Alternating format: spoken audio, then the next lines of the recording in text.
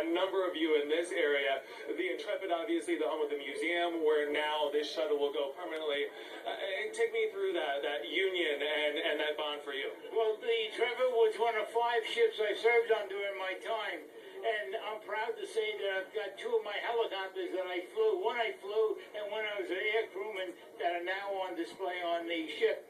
And now we have the Enterprise. Yeah. So that's great. It's great. Great for New York. Thank you, both of you. We are hearing that it is coming back around now.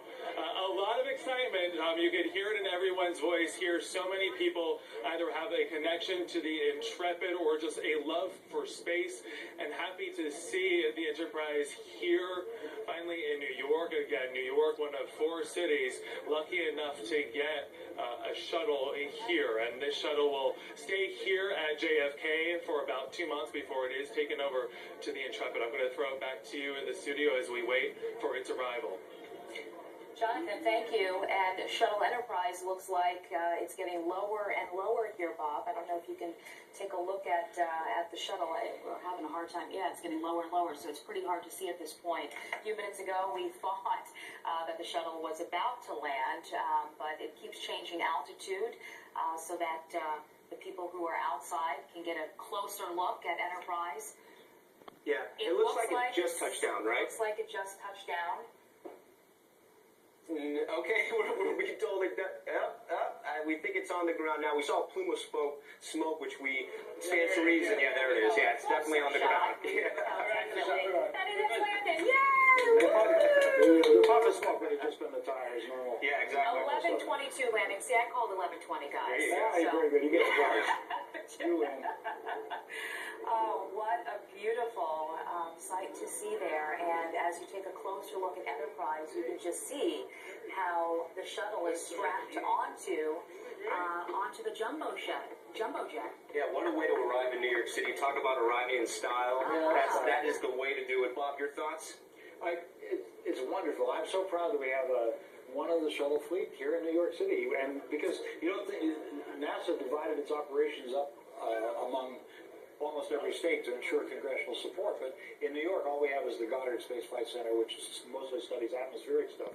So the places like Ohio and Texas that have big parts of this shuttle program are very upset that they don't have an orbiter, and we do. And you were mentioning, we're looking at the tail now of the Enterprise. That's modified. That's modified. There were 3 engines. The 3 main engines were back there, and that tail is put on there just so it's aerodynamically pure and can not cause any problems when it flies. But there were 3 engines on there, and those engines are going to be used possibly for future space flight, but they remain at the Kennedy Space Flight Center. Just amazing to see up close how the shuttle is tethered on to the jumbo jet, how it's able to fly all those miles here and not fall off, to put it in simpler terms here. So Enterprise has landed just about a minute ago at Kennedy Airport, and there will be a ceremony to officially welcome Enterprise to New York.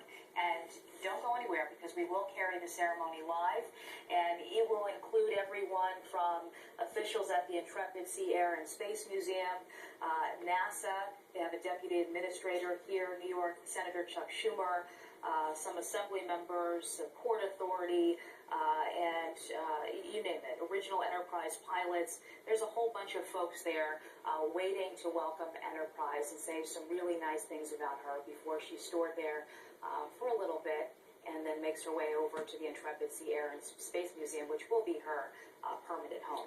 I just got a correction that we have to make, and I'm afraid that the Enterprise did fly over New York once before on June 10th, 1983, on the way back from the Paris Air Show. Oh, yes, it was at the Paris Air Show. I remember reading about that. Yeah, and so this was not the first time I flew over New York City. We've said that. First decommissioned. Yeah, we can make it first. That's all. Well, certainly the first time I flew over New York City on its way to New York City. So there.